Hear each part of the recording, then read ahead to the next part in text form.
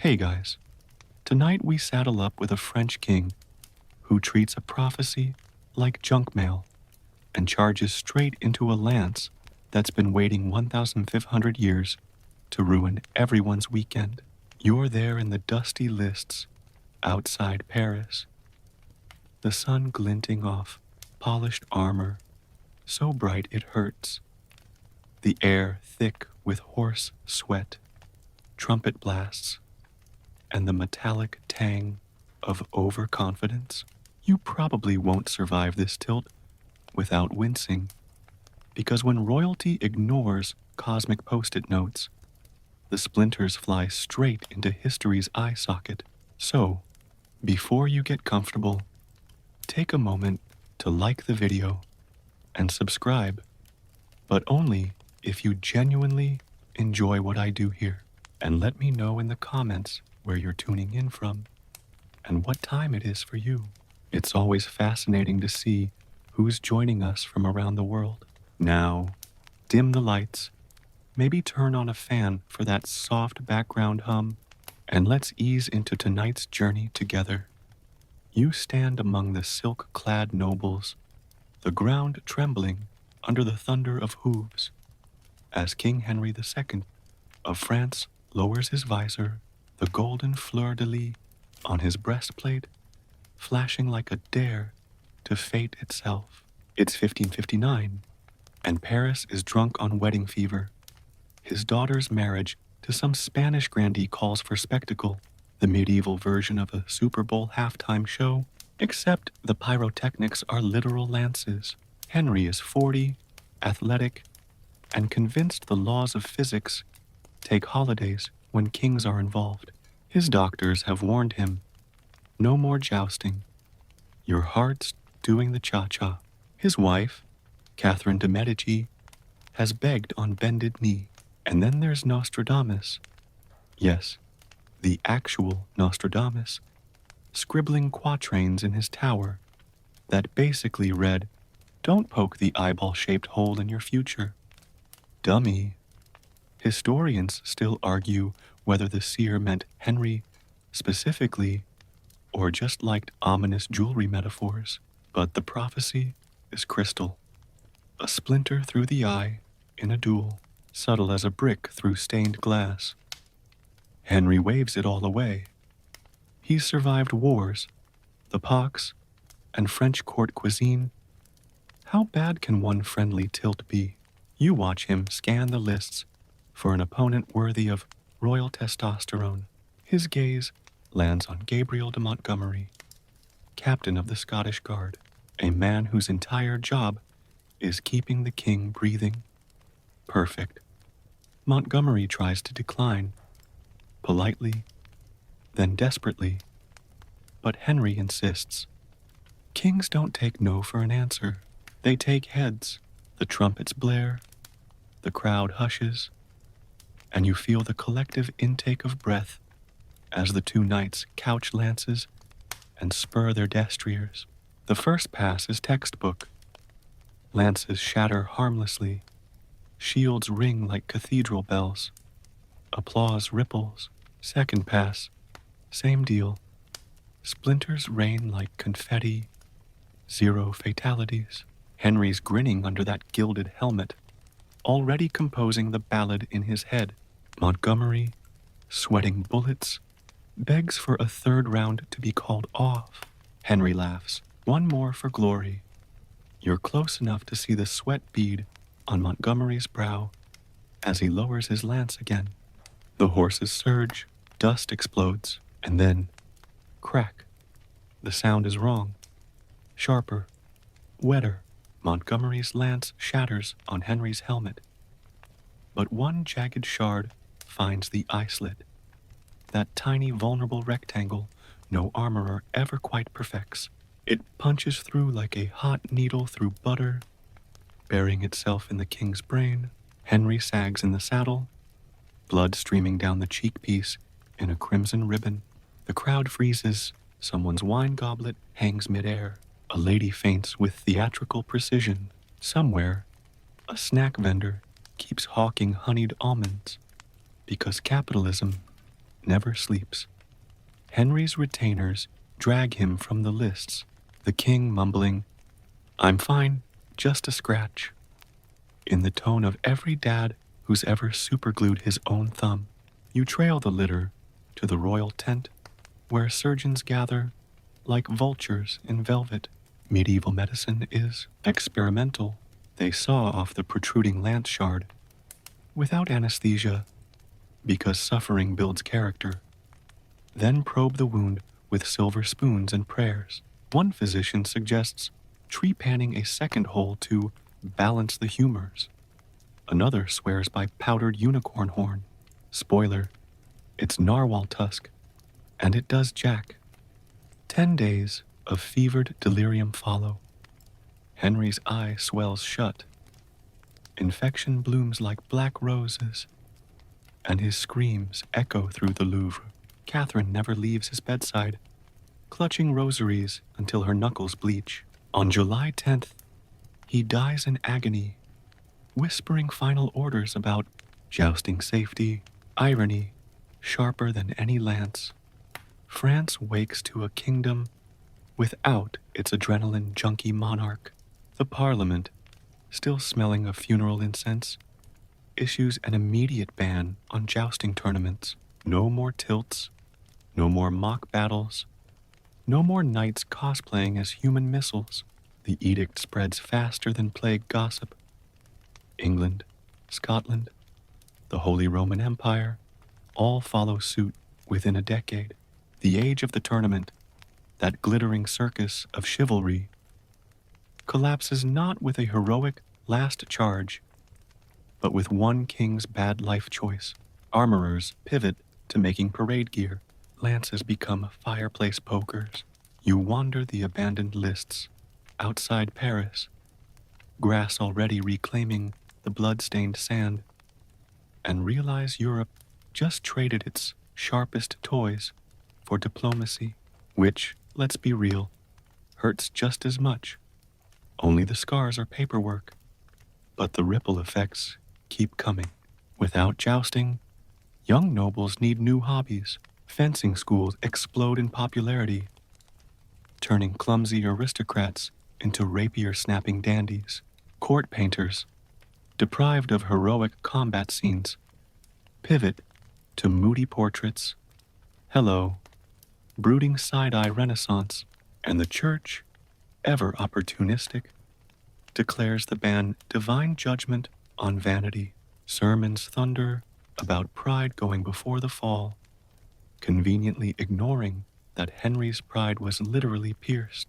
You linger in a Parisian tavern where minstrels now sing ballads of the Eye of Doom, each verse more exaggerated than the last. One claims the lance shard glowed with hellfire. Another swears Henry's ghost still rides the lists at midnight, searching for his missing pupil. Quirky tidbit: some 17th century quacks sold Henry's tears, glass vials of saline, marketed as royal eye drops for better vision, placebo stronger than any prophecy. You drift through the centuries, watching jousting fade into Renaissance fairs and video games, but the core lesson sticks. When kings play with pointy sticks, everyone else pays the armor bill. France's ban becomes the template for modern sports safety. Helmets, visors, rules against eye gouging. Mainstream fact: Henry II's death is the last recorded fatality in a French royal joust. Period. The tournament as blood sport dies with him, yet the cultural shift is seismic. Chivalry, once defined by how hard you could hit a guy on horseback, morphs into etiquette manuals and dueling codes. The knight-errant becomes the courtier, trading lance for lace. You picture Henry in whatever afterlife kings get, still insisting the third pass was worth it, while Nostradamus sips celestial wine and mutters, "Told you so." The story doesn't end at the grave. Catherine de' Medici, now regent for her young son, channels grief into control. She bans not just jousting, but anything that smells like reckless masculinity, bear baiting, impromptu archery contests, even overly aggressive chess. Paris becomes a city of whispered intrigues instead of clashing steel. You sneak into the Louvre's shadowed corridors, where Catherine's flying squadron of beautiful spies replaces knights as the realm's sharpest weapons. Seduction over splinters, the Valois court turns into a perfume-soaked chessboard, and France's foreign policy gets deadlier than any tournament. Historians still argue whether Catherine's paranoia saved or stifled the kingdom. Did she prevent civil war or plant the seeds for the wars of religion? Either way, Henry's eyeball started it. You follow the lance shard itself, preserved in a reliquary like a splinter of the true cross. Pilgrims come to gawk, leaving offerings for protection from bad decisions. By the 18th century, Enlightenment philosophers cite Henry as proof that absolute monarchy is just adrenaline addiction with better tailoring. Voltaire quips that kings should stick to collecting mistresses, not concussions. The shard vanishes during the Revolution, melted down, perhaps, for liberty-shaped bullets. But the legend lingers. You find yourself in modern Paris, standing where the lists once were, now a quiet park. Kids kick soccer balls where lances once flew. A plaque reads, "Here King Henry II received a fatal wound, ending the age of the joust." Understated, like the French do. And yet, the echo keeps reverberating. Without jousting, the feudal warrior class loses its circus. Landed knights, bored without tournaments, turn to hunting, gambling, or, worse, politics. The Renaissance arms race shifts from lances to cannons, and Europe's battlefields get bloodier in ways Henry never imagined. You picture him watching from some cloudy VIP box, horrified that his one bad tilt birthed trench warfare. The church, meanwhile, doubles down on anti-violence rhetoric, which lasts exactly until the next crusade. Hypocrisy, sharper than any splinter. You linger in the Louvre's armor gallery, surrounded by empty suits that once held men like Henry, polished, proud, and ultimately pointless. A tour guide explains visors and gorgets while you trace the tiny eye slit that changed everything. Quirky detail. Some armorers, post-ban, started etching tiny crosses into eye slits for divine protection. Superstition stronger than steel. You exit into the Parisian dusk, the Seine glinting like a lance tip, and realize Henry's real legacy isn't the ban. It's the reminder that even kings can't outrun physics or prophecy or the cosmic sticky note that says, maybe sit this one out. The lists are gone, the lances rust, but the story gallops on. Every time a modern athlete ignores concussion protocols, you hear Henry's ghost clucking amateur. Every time a politician dodges expert advice, Nostradamus pours another glass. You settle into the rhythm of the city, hooves replaced by taxi horns, and understand that Henry's tilt wasn't just a death, it was a pivot from medieval machismo to modern caution, all because one king couldn't resist the urge to prove the universe wrong. Spoiler, the universe always wins. You wander further into the side streets where jousting's ghost still flickers. Renaissance fairs recreate the pageantry, but the lances are balsa wood, the blood ketchup. You watch a foam-tipped knight die dramatically, for tourists and smile. Henry would approve the theater, if not the safety. Mainstream fact: the last real joust in Western Europe happens in 1604, a nostalgic footnote before gunpowder makes it obsolete. The ban holds, not because of morality, but because bullets don't care about chivalry. Night deepens. You imagine Henry's final moments, the pain, the regret, the stubborn whisper of one more pass. You picture Montgomery, haunted for life, retiring to a Scottish castle where he flinches at every splinter. Catherine, steeling herself to rule through sons too young to shave. And Nostradamus, smug in his tower, inking the next quatrain. The lion's pride blinds the golden cage. You yawn, the fans hum, blending with distant traffic, and feel the weight of centuries settle. One tilt, one shard, one king's ego, enough to end an era. You tuck the lesson away like a bedtime moral. Listen to the seers, respect the eye slit, and maybe, just maybe, let someone else take the third pass. You crouch in the flickering candle glow of a 14th century French monastery, the air thick with incense, damp stone, and the faint whiff of monkish regret. The bells have just tolled Compline, and the brothers shuffle off to their cells, sandals whispering over flagstones, worn smooth by centuries of penance. But one young monk lingers in the washroom, Brother Pierre, handsome enough to make parchment blush, sneaking glances at the only mirror in the entire abbey, a palm-sized disc of polished brass smuggled in like contraband lipstick. You watch him tilt it this way and that, practicing the perfect pious pout. Lips parted, just so, eyes soulful, tonsure gleaming like a haloed cue ball. He's the medieval influencer nobody asked for.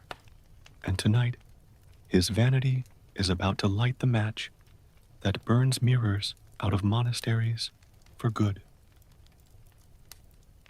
Pierre's obsession started innocently enough. Most monks shaved blind, scraping razors across chins by faith and muscle memory, emerging with nicks that looked like dueling scars.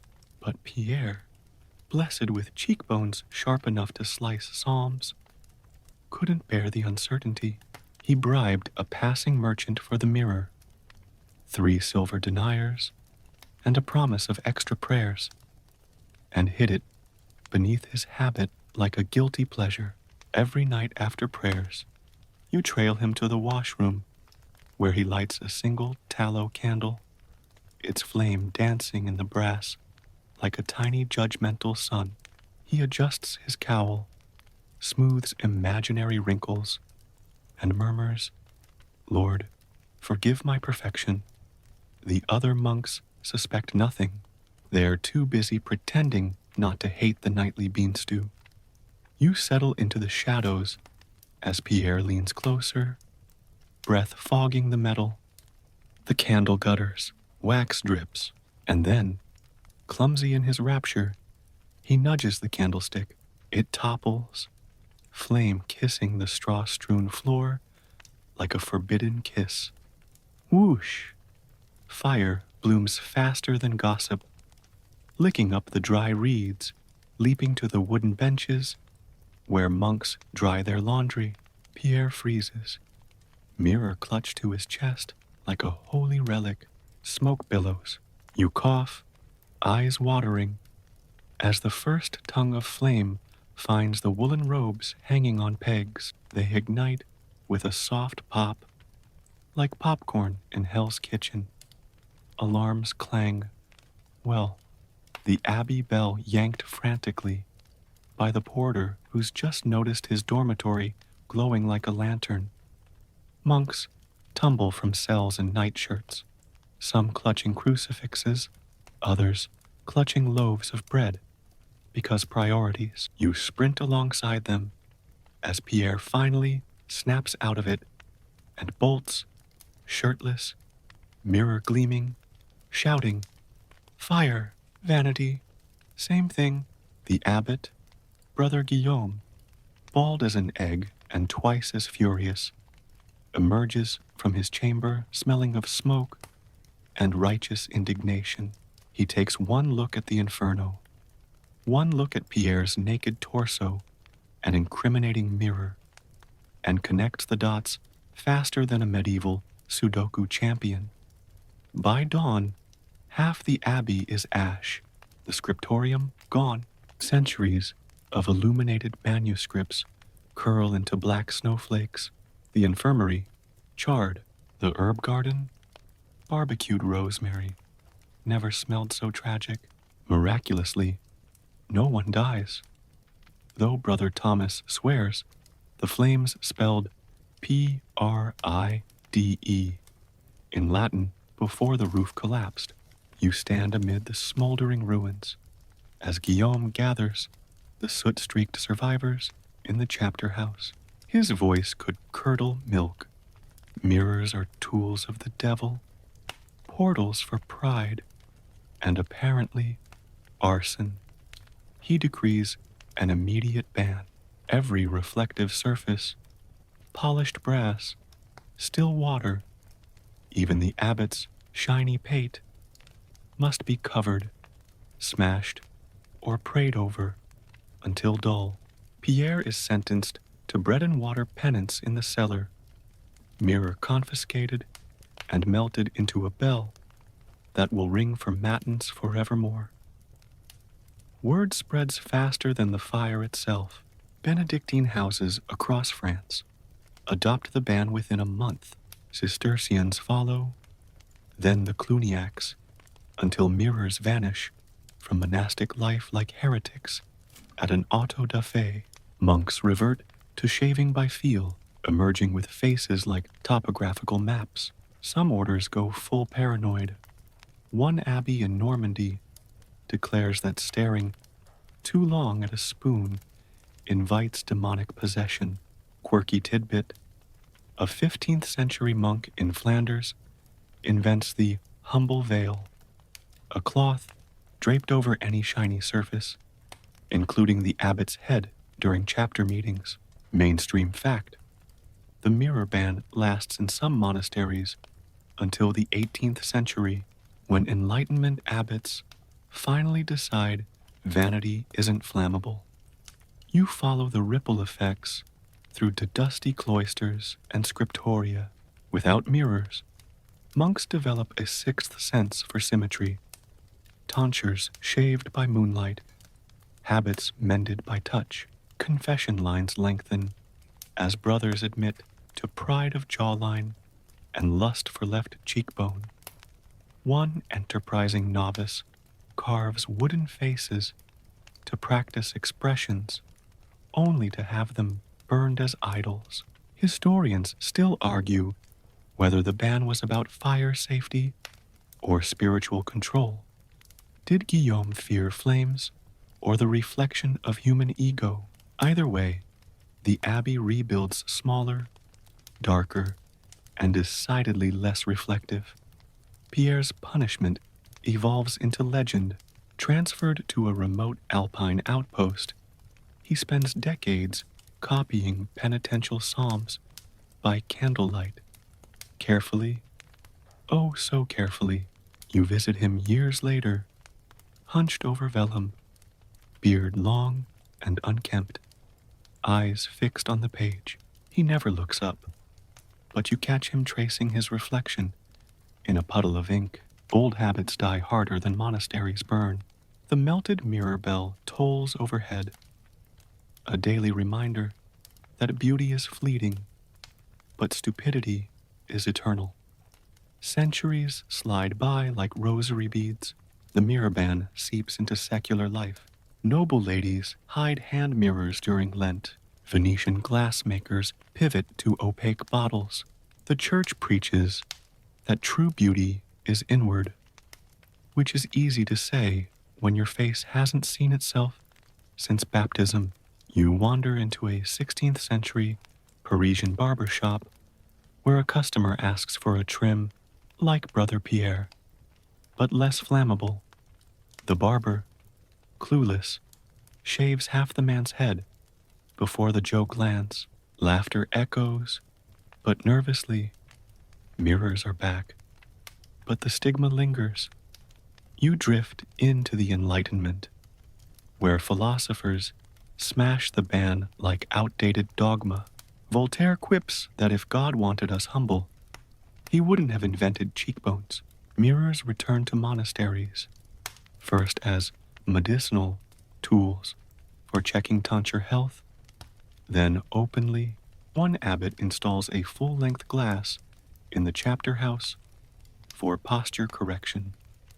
The monks line up like it's Fashion Week. Pierre's ghost, if he has one, probably approves. But the fire's legacy is deeper than vanity. Without mirrors, medieval art gets weirder. Self-portraits vanish. Artists paint saints with generic faces, because who knows what a real nose looks like. Manuscript illuminations feature monks with eyes on the sides of their heads like confused fish. You flip through a 14th century book of hours and spot a marginalia doodle, a monk gazing into a puddle, flames dancing in the reflection. Caption: Vanitas vanitatum et omnia combustibilia. Vanity of vanities and all things flammable. You linger in the rebuilt abbey, now a museum. Tourists snap selfies in the gift shop's polished spoons. A plaque reads, Site of the Great Mirror Fire, 1372. Cause, excessive self-love. Underneath, someone's sharpied, relatable. You smile because Pierre's story is the original influencer scandal. Viral before Wi-Fi, canceled before Twitter. His one candle-lit moment of narcissism rewrote monastic hygiene, birthed centuries of blind shaving, and proved that even in silence, ego roars. Night falls. You imagine Pierre in his alpine cell, tracing the bell's curve with a finger, wondering if the curve traces him back. The fan hums. You yawn. Somewhere, a candle gutters safely in a glass holder, because lessons stick when they're written in ash. Mirrors return, but the whisper remains. Admire quietly, or the abbey burns. You tuck the moral under your pillow like a tooth for the history fairy. Beauty is fine, but keep the candle 3 feet away. Sweet dreams, reflected safely in the dark. You perch on a velvet cushion in the royal hunting lodge of 14th century Kent. The air thick with wood smoke, wet dog, and the smug perfume of nobility. Outside, frost glitters on the meadows like spilled sugar, and the king's hounds bay in anticipation of the grand hunt. Trumpets blah, falcons scream from their perches, wings clipped for obedience, and there, in the center of it all, stands Lord Geoffrey of Kent, tall, confident, and clutching a creature that has absolutely no business being here. An owl named Beatrice, blinking slowly, like she's already over it. You watch Geoffrey hoist his arm with the swagger of a man who's about to reinvent falconry and accidentally invent chaos instead. Falconry is the medieval flex, expensive, elegant, and useless unless you want to signal, I'm richer than your entire bloodline.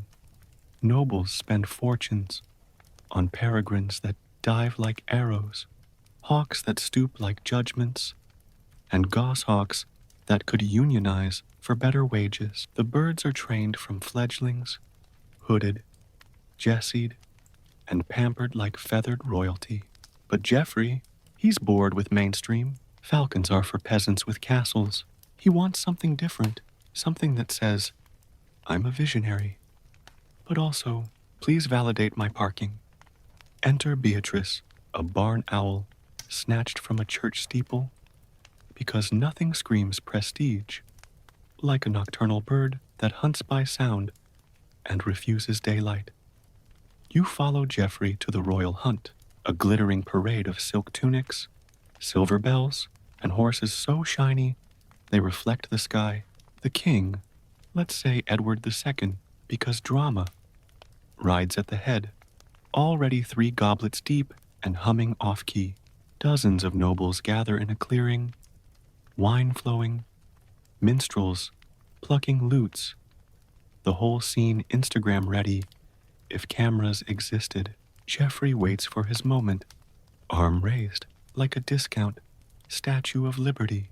Trumpets swell, the crowd hushes. He unveils Beatrice with a flourish. Behold the future of the chase. The owl blinks. Once, twice, then resumes her 1,000-yard stare into existential dread. Owls, you see, are not team players. They're the introverts of the raptor world, solitary, nocturnal, and allergic to applause. Beatrice is built for moonlit mouse murder, not midday pageantry. Geoffrey, undeterred by biology, waves his arm like he's hailing a cab. Fly, my beauty, revolutionize. Beatrice yawns.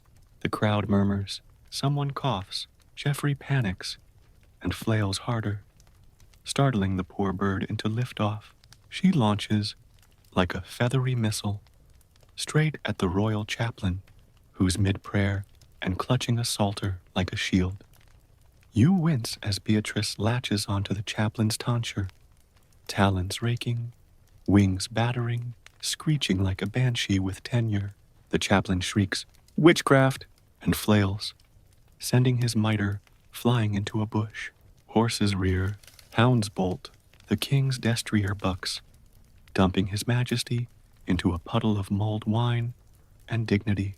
Chaos erupts. Nobles scatter, falcons panic and tangle in their jesses. One hawk dive bombs a lute and silences the minstrel mid-note. You duck as a stray arrow whistles past, loosed by a knight who's mistaken the owl for a dragon. Geoffrey stands frozen, arm still raised, watching his masterpiece claw the clergy. The chaplain, bleeding but alive, declares Beatrice servant of Satan, while clutching his scalp like a leaky roof. The king, soaked and furious, demands explanations. Geoffrey stammers that owls are smarter, more dignified. The owl chooses this moment to regurgitate a mouse skeleton onto the royal boot. Silence falls, thick as the wine puddle. Then the council convenes, right there in the mud, because medieval justice waits for no one. Decree: owls are banned from hunts, tournaments, gardens, and anywhere nobility might congregate. Beatrice is sentenced to exile in a dovecote, where she presumably plots revenge by moonlight. You trail the edict as it spreads. Within a year, owls are persona non grata across Christendom. Falconers burn owl effigies. Poets pen odes to the devil's nightbird. One quirky tidbit: a 15th century bestiary claims owls are born from the tears of betrayed falcons. Pure propaganda, but it sticks. Mainstream fact: owl banning becomes so thorough that by 1400, owning one risks excommunication in some dioceses. Historians still argue whether the ban was about safety or symbolism. Did the church fear chaos or just hate anything that hunted at night? Geoffrey fades into obscurity, last seen trying to train a badger. His manor falls to creditors. His crest, a proud owl, gets chiseled off the gatehouse. You visit the ruins centuries later, ivy choking the stones, and find a single feather caught in the mortar. Beatrice's legacy, perhaps. The hunt continues without her. Falcons screaming, nobles preening, but the sky feels emptier. Owls retreat to barns and belfries, becoming omens instead of assets. Superstition replaces sport. You drift into the Renaissance, where artists paint owls as wisdom incarnate. Ironic, given their banishment. Athena's bird gets a glow up, but no one invites her to parties. Naturalists like Conrad Gessner catalog owls in the 1550s, carefully noting their melancholic disposition and aversion to daylight. Translation: still salty about Geoffrey, you flip through his woodcuts and spot Beatrice's descendant, glaring from the page like she remembers. The band's ripple effects are weirder than fiction. Without owls, rodent populations explode in some regions. Plague vectors thrive, and the Black Death gets a feathered assist. One abbey reports mice eating the Eucharist. The abbot blames owl absence and petitions Rome for a repeal. Denied. You laugh because medieval logic is a choose-your-own-adventure of blame. Meanwhile, falconry evolves. Smaller birds, tighter leashes, zero tolerance for freelance flyers. The sport becomes so regulated, it spawns its own bureaucracy. The Royal Mews, where falcons get pensions and owls get the side eye. You wander into a 17th century tavern where a bard sings the ballad of Beatrice the Damned, verses growing wilder with each pint. One claims she carried off the king's crown. Another swears she still haunts the lodge, dropping field mice on sinners. Patrons toast her chaos. You sip ale and realize Geoffrey's blunder birthed a folk hero. Proof that failure can outlive success if it's spectacular enough. Night deepens. You picture Beatrice in her dovecoat, yellow eyes glowing, waiting for sundown to hunt in peace. Geoffrey's somewhere in the ether, still insisting owls just needed better PR. The fan hums. You yawn. The moral settles like dust. Innovation is fine, but respect the bird's resume. Owls aren't accessories. They're assassins with bedtime stories. Sweet dreams under a moon Beatrice finally owns. You teeter on the polished flagstones of a 14th century English cathedral, the air heavy with frankincense, beeswax, and the muffled panic of a congregation that just watched fashion commit assault and battery on piety. It's Sunday Mass at St. Albans Abbey, and the nave is packed. Peasants in homespun, merchants in fur-trimmed gloom, knights in mail that clanks like guilty consciences. Sunlight spears through stained glass, painting the floor in jeweled patches, and right in the middle of the procession strides Sir Reginald of Essex, resplendent in crimson velvet and the longest, pointiest shoes Christendom has ever tried to pray in. They're called poulains, or as the French snicker, craquants. And Reginald's pair stretches nearly 2 feet, curling upward like accusatory question marks, each tip chained to his knees, with silver links so he can walk without spearing the choir. You watch him strut, bells on the toes, tinkling like a mobile warning system, and realize this is the medieval equivalent of rolling up to church in a Lamborghini with the bass boosted. Poulains are the ultimate status flex. The longer the toe, the higher the rank, because who else can afford to waste that much Italian leather on footwear that doubles as a tripping hazard? Nobles compete like it's the Olympics of elongation.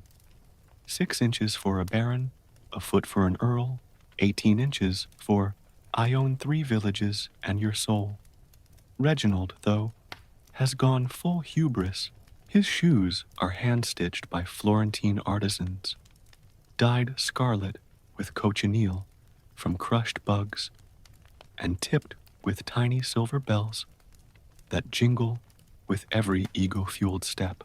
He commissioned them after hearing a rival's poulain reached 20 inches. Reginald's response was 23, plus the bells, because subtlety is for serfs. You trail him down the aisle as heads turn. Monks whisper, and the bishop, His Grace Walter of St. Albans, a man whose patience is thinner than altar wine, narrows eyes that have seen too many vanities. The procession is solemn. Incense swings, candles flicker, the choir hits a high C that could shatter glass. Reginald, front and center, lifts his chin, bells chiming like a cat in a tambourine factory. You feel the tension coil.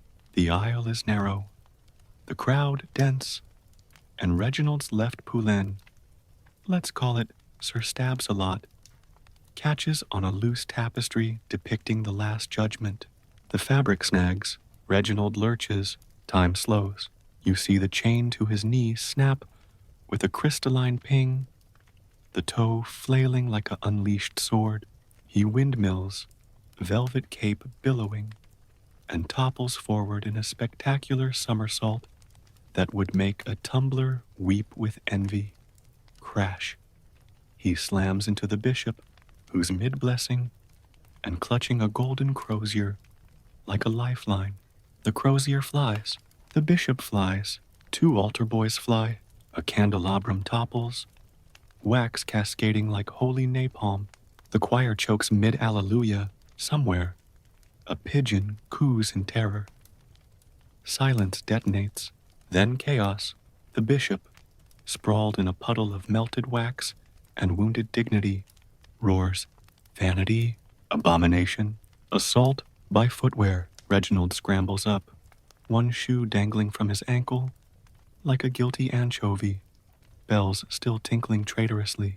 The congregation gapes, some in horror, some stifling giggles that bubble up like heresy. You duck as a flying thurible swings past, incense trailing like a smoke signal for divine HR. Altar boys wail. The tapestry, now torn, depicts Judas with a new hole right through his 30 pieces of silver. The bishop, face redder than Reginald's velvet, points a trembling finger. Those devil's daggers are banned, effective immediately. No more pointy sins in God's house. Word rockets through the diocese faster than a relic on pilgrimage. By Vespers, St. Albans issues a formal decree. Poulains exceeding 6 inches are forbidden in church on pain of excommunication and a public shaming. Other bishops pile on. Canterbury, York, London, all citing distraction from devotion and structural damage to clergy. Within a year, the ban is pan-European. Popes weigh in. One issues a bull titled De Longitudinibus Calciamentorum, on the lengths of shoes, which sounds like a joke, but isn't. Poulains are out. Square-toed, sensible shoes are in. Tailors weep, cobblers pivot to buckles. Reginald, now Sir Tripalot, is fined, forced to donate his demonic shoes to the abbey, where they're displayed in a cage labeled Instrument of Pride, and sentenced to walk the nave barefoot for a month. Bells removed, but ego intact. You follow the shoes' afterlife. The abbey uses them as a sermon prop. Preachers dangle one from the pulpit, intoning, "Pride goeth before a faceplant."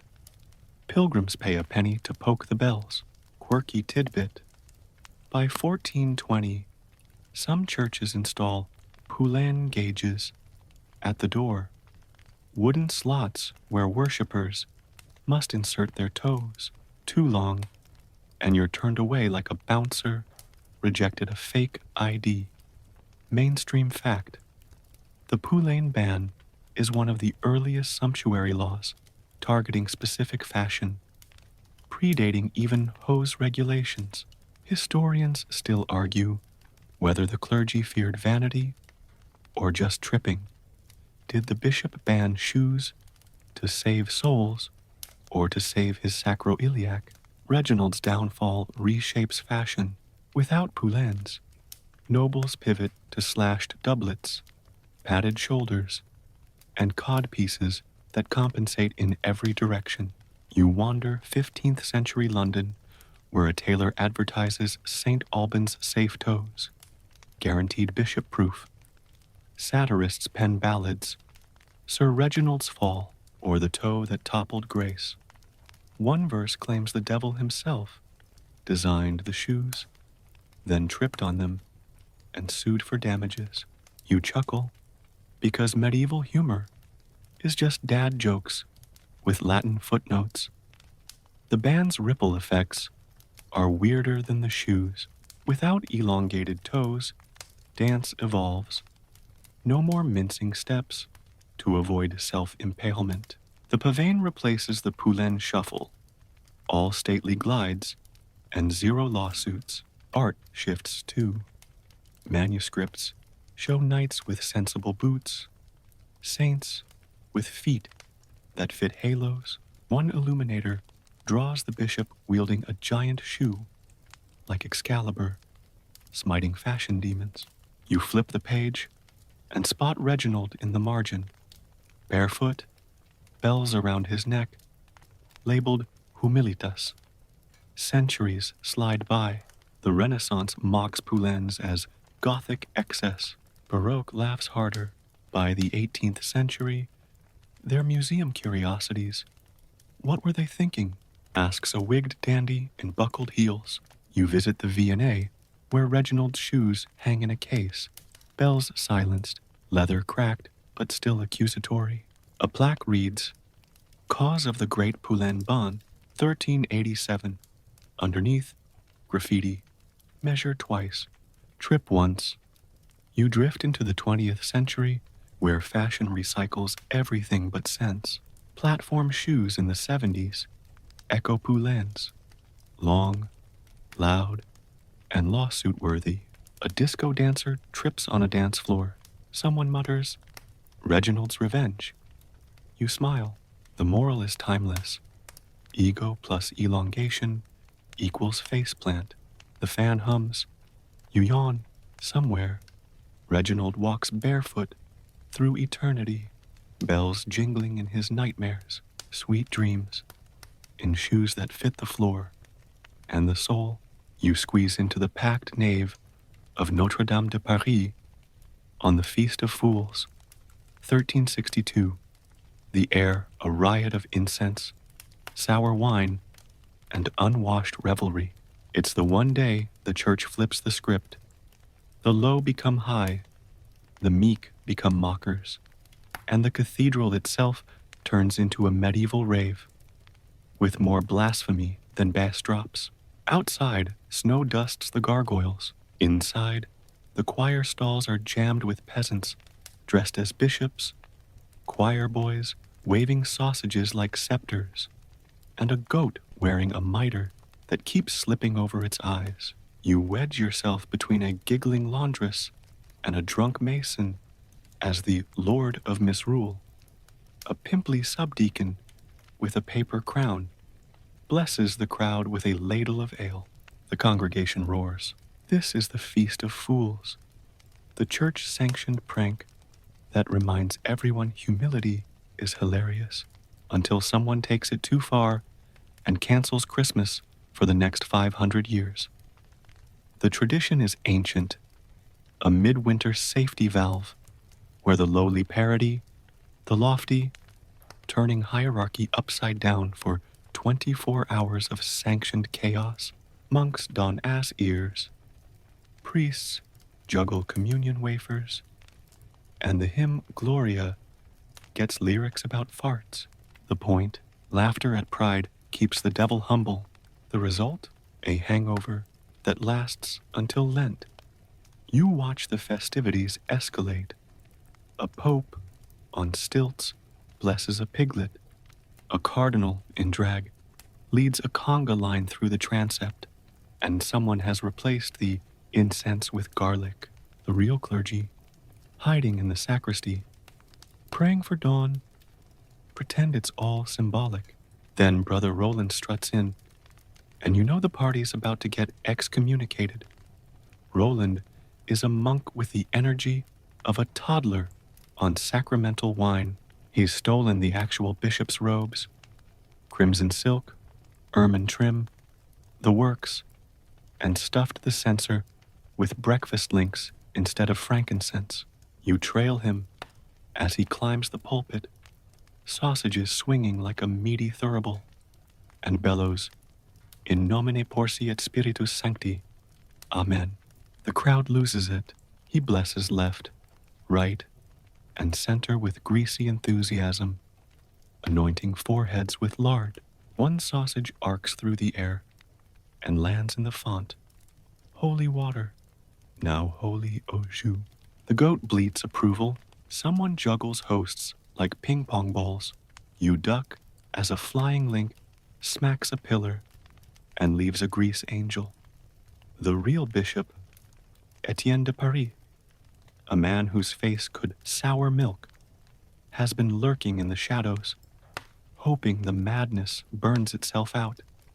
But when Roland starts a chant of more pork, less pork barrel politics, and the congregation joins in, Etienne snaps. He storms the chancel, robes flapping like an angry swan, and roars, "Blasphemy, sacrilege." And that's my cope. Silence crashes. Roland freezes mid-swing, sausage dripping. The goat faints. Then the bishop grabs the censer, sniffs, and gags. "This is not myrrh, this is breakfast." The crowd titters, then howls. Etienne's face goes from red to papal purple. He seizes Roland by the ear, drags him down the aisle, and the feast of fools dies right there on the altar steps. By morning, the cathedral smells like a butcher's shop after a fire. The bishop convenes an emergency synod, medieval for someone's getting grounded. Roland is defrocked on the spot, sentenced to a silent monastery in the Alps, where the only meat is regret. The synod issues a bull. The Feast of Fools is condemned as detrimental to clerical dignity and hazardous to smoked meats. Penalties: excommunication for organizers, penance for participants, and a lifetime ban on sausages in sanctuaries. The decree spreads faster than the garlic fumes. Reims, Chartres, Canterbury, all cancel their versions within a year. Mainstream fact: by 1431, the Council of Basel officially suppresses the feast across Christendom, citing excesses like Roland's. Historians still argue whether the ban was about piety or PR. Did the church fear God or just bad optics? You follow the fallout. Cathedrals go silent midwinter. No more donkey masses, no more boy bishops. The poor lose their one day of upside-down power. The rich lose their excuse to laugh at the poor. Taverns try to keep the spirit alive with fools' nights, but without papal sanction, it's just drunk karaoke. Quirky tidbit: one village in Gascony hides a sausage in the crypt every January 1st. A quiet middle finger to the ban. Roland's cope ends up in a museum. Grease stains labeled "Relic of Revelry." Centuries slide by.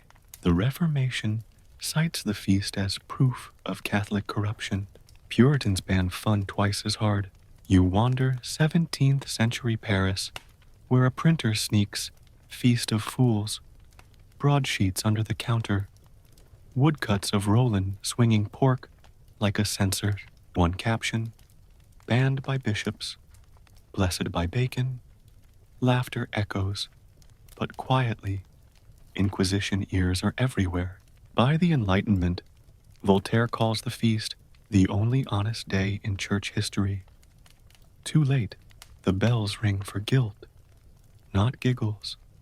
You drift into the 19th century, where romantics try to revive the feast as folk theater. Victor Hugo sneaks a goat into Notre Dame for hunchback research. The sacristan faints. The goat, naturally, wears a mitre. Modern carnivals, Brazil, New Orleans, carry the DNA. Inversion, mockery, excess. You watch Mardi Gras, floats parody politicians, and realize Roland's still swinging that sausage, just in sequence. Night falls. You picture Roland in his alpine cell, snow muffling the world, carving tiny pigs into the frost on his window. The fan hums. You yawn. The moral settles like incense. Humor's fine, but don't bless the bishop with breakfast. Sweet dreams, seasoned with silence. You lean against a smoke-stained pillar in the great hall of Westminster. 11:05. The air thick with roasted boar, spilled ale, and the nervous sweat of courtiers who know one wrong joke can cost a tongue. King Henry III, Beauclerk, the scholar king, the one who can read Latin and still break a man's neck, sits on his oaken throne, beard trimmed to a point sharp enough to sign treaties. Torches gutter in iron sconces, casting shadows that dance like executioners warming up. The feast is in full swing. Jugglers toss flaming brands, hounds gnaw bones under the tables, and the royal jester, Roland Le Fool, capers before the dais in motley stitched from every color sin ever wore. You watch him bow low, bells jingling like tiny death knells, and realize this is medieval stand-up with a guillotine heckler section. Jesters are the court's pressure valve, licensed to mock, to bite, to remind kings they're mortal. As long as the punchline lands softer than the axe, a good jester eats like a lord, a bad one feeds the ravens. Roland is the best. Quick, clever, and tragically allergic to off switches. He's roasted the French, the clergy, even Henry's own tax collectors. The hall loves him. Henry loves him. Until tonight, you see the wine. Too much. Too fast. Glossing Roland's eyes. He's 3 goblets past caution and 1 quip from history's delete button. The hall quiets as Roland leaps onto a trestle table, bells chiming like a countdown. He sweeps a theatrical bow, motley swirling, and launches into his set. First, a harmless ditty about the bishop's bald pate, reflecting divine light. Laughter ripples, then a verse about the queen's lapdog outranking the barons. More laughter. Henry smiles, thin but real. Roland, emboldened, pivots to the king himself. You feel the air tighten like a garrote. Your Majesty, he proclaims, voice ringing off the rafters. I dreamt last night I saw a shining crown upon your head. The hall chuckles. Henry's lips twitch. Roland grins wider, though I think it was just the reflection off your scalp. Silence detonates. Goblets freeze mid-sip. A hound stops chewing. Somewhere, a torch hisses, like it's offended on Henry's behalf. The king's smile collapses like a siege tower hit by Greek fire. Courtiers blanch. One faints into his pottage. Roland realizes too late. His tongue has sprinted past his brain and straight into treason. Henry's eyes, cold as winter steel, fix on the jester. Guards. The word lands heavier than any mace. Roland is seized mid-bow. Bells jangling like a death rattle. The hall empties faster than a plague ship. Nobles scrambling over benches, spilling wine, trampling dignity. You slip out with the tide, heart pounding to the rhythm of Roland's dragged footsteps. By dawn, The tower's dungeons echo with creative justice. Henry, ever the scholar, decrees a punishment both poetic and permanent. Roland's tongue is cut out, slowly, publicly, with a dulled blade so the lesson lingers. The jester's screams are muffled by the very bells he once jingled. Then comes the edict, carved in Latin and nailed to every castle gate. No jest, song, or utterance shall bring dishonor upon the crown, on pain of mutilation or death. Laughter in the royal court dies overnight. Jesters pivot to juggling and pratfalls. Satire becomes treason, mainstream fact. Henry the Fern's reign sees the first recorded English law against lèse-majesté in comic form, a precedent that lasts until the 17th century. Historians still argue whether the ban was about vanity or control. Did Henry fear baldness or rebellion disguised as punchlines? You follow the ripple effects. Courts go silent on royal roasts. Jesters like Will Sommers under Henry VIII stick to fart jokes and card tricks. Shakespeare, centuries later, hides his barbs in fools. Lear's fool calls the king a shield peace god, but never bald. Quirky tidbit: some 13th century jesters sew fake tongues into their caps, wagging them in silent protest. One is caught. The cap is burned. The jester exiled to Scotland, where English kings are fair game. Roland survives, barely, reduced to a mute shadow who communicates in gestures and grimaces. You visit him years later in a Yorkshire monastery. Bells replaced by a slate where he scrawls bitter cartoons. Henry, with a crown of thorns made of quills. The monks burn them, but the image sticks. His legacy, the death of court comedy. Ballads become love songs, mummery becomes mime. The hall that once roared now echoes with cautious coughs. Centuries slide by.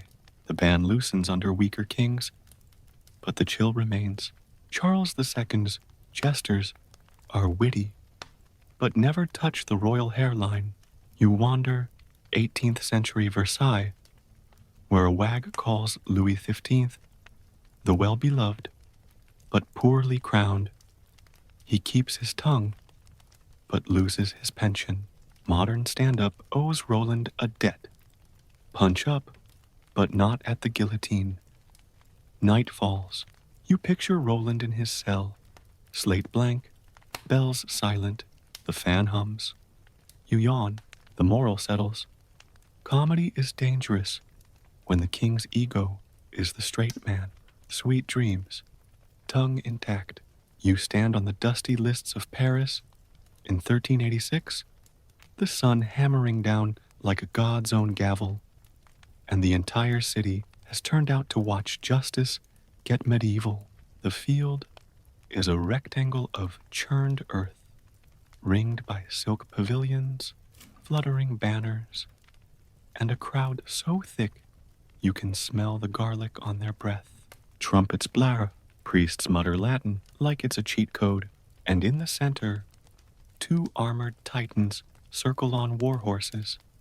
Jean de Carouge, grizzled knight with a face like chipped granite, and Jacques Legris, sleek squire with the smirk of a man who's never lost a duel, or a lady. Between them lies the gravest accusation in France. Legris is charged with raping Carouge's wife, Marguerite. She stands on the royal dais, pale but unbowed, her fate riding on which man bleeds out first. This is trial by combat, the legal system where God moonlights as referee, and the loser gets a one-way ticket to the afterlife. You grip the rail, heart thumping, because today, the last official duel in French history is about to write its bloody epilogue. The setup is simple, brutal, and a 100% medieval. Marguerite accused Legris in open court. He denied it. Witnesses contradicted. Judges shrugged. Paperwork can't solve everything, so King Charles VI, barely 16 and already bored, greenlights a duel to the death. The logic? God won't let the innocent die. Spoiler, God's batting average is questionable. Mainstream fact, the combat of the 30 in 1351 was a famous mass duel, but Courage-Legree is the last judicial duel sanctioned by the French crown. Historians still argue whether Charles allowed it for justice or spectacle. Did he trust heaven or just love a good bloodbath? You watch the combatant's arm. Carriages, mail, plate, a surcoat blazoned with red lions. Legree, newer armor, lighter, the kind of kit that says, I can afford Milanese imports. Lances are couched, visors slam down, and the herald bellows the rules. Fight until one yields, dies, or the king calls it. No rules about eye gouging, though. Chivalry is optional. The crowd hushes. Marguerite clutches a rosary so hard her knuckles bleach. You feel the tension coil like a crossbow. The charge is thunder, hooves drum, lances splinter, shields ring like cathedral bells. First pass, both stay seated. Second, Carouge's lance glances off Legree's helm, staggering him. Third, Legree unhorses Carouge with a crack that echoes off the Seine. The crowd gasps. Carouge's rolls, scrambles up, draws sword. Legree dismounts, mace in hand. Now it's ground and pound. Steel clashes. Sparks fly. Grunts echo. You wince as Legree's mace dents Carouge's pauldron. Carouge's counters with a pommel strike that snaps Legree's visor hinge. Blood sprays. The fight drags. 10 minutes. 20. Both men panting like forge bellows. Then, physics favors the underdog. Carouge's feints high, ducks low, and drives his dagger through Legree's gorget gap. The blade finds throat. Legree gurgle, drops. Carouge's pins him, rips off the helm, and hacks until the head lolls free. The crowd erupts, half cheer, half vomit. Marguerite weeps, but it's relief, not grief. The king nods. God has spoken. Legree's corpse is dragged by the heels to the gallows, hanged upside down as a liar. Carouge's is hero for a month, until the bills come in. But the real winner is bureaucracy. Charles, watching the cleanup crew hose blood off the sand, decides maybe swordsmanship isn't the best jury. Within a decade, he quietly phases out judicial duels. Courts pivot to witnesses, documents, torture, progress, sort of. By 1400, trial by combat is nostalgia. Lawyers sharpen quills instead of blades. Quirky tidbit. Some towns keep dual fields as parks. One in Normandy installs a plaque. Here God retired undefeated. You follow the ripple effects. Marguerite gets her honor, but no apology. Medieval HR is lacking. Carouge's dies old and cranky, still dining out on the story. Legree's family sues for defamation. The case drags until the Renaissance. The duel becomes legend. Chroniclers embellish until Legree fights with a demon on his shoulder. Painters depict Marguerite as Joan of Arc 1-0. Hollywood later casts Matt Damon. The horse complains about typecasting. Centuries slide by. Duels go private. Honor killings in back alleys. The Code. Duello of 1777 tries to civilize it. 10 paces, pistols, physicians on standby. But the judicial version? Dead. You wander 19th century Paris, where law students debate the case in cafes, sipping absinthe and arguing divine intervention versus armor quality. One claims Carouge's won because Legree's horse Had colic. Another insists Marguerite poisoned the water. The professor sighs. Gentlemen, it was a dagger. Night falls. You picture the lists empty, grass reclaiming the blood. The fan hums. You yawn. The moral settles. Truth and violence mix like oil and holy water. Sweet dreams. Verdict rendered in steel. You sink into the steaming gloom of a 14th century Burgundian bathhouse. The air so thick with vapor, you can chew it. Mineral tang, rose oil, and the unmistakable funk of a continent that thinks soap is a rumor. Wooden tubs the size of small boats line the stone floor. Water murky from 100 bodies and zero chlorine. Men and women soak side by side, separated only by polite nods and the occasional floating fig leaf. Laughter echoes off vaulted ceilings. A lute player strums in the corner, half drowned by splashes. This is the medieval spa. Warm, social, and, until tonight, perfectly innocent. Then Lord Alaric of Burgundy swaggers in, perfumed like a brothel bouquet, trailing a parade of someone else's wives. And you know, hygiene is about to get excommunicated. Public bathhouses are Europe's pride. Roman leftovers reborn as civic hubs. Travelers scrub off road dust. Merchants seal deals over steam. Families picnic in the shallow end. Mixed bathing is standard. Modesty is a towel and a prayer.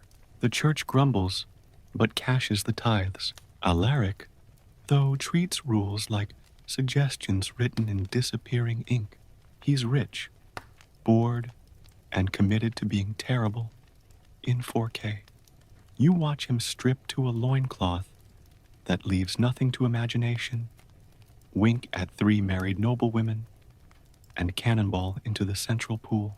Water sloshes over the rim like a tidal wave of bad decisions. The lute player misses a note. Somewhere, a baby cries. Within minutes, the bathhouse morphs from spa to sin den. Alaric and his entourage turn the main tub into a floating orgy. Hands wandering, giggles escalating, towels vanishing like virginity at a crusade.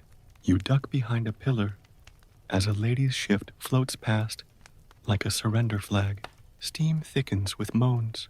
The lute player switches to something with a bass line. A merchant's wife squeals as Alaric dunks her. Her husband, 3 tubs away, is too busy arguing wine prices to notice. You count.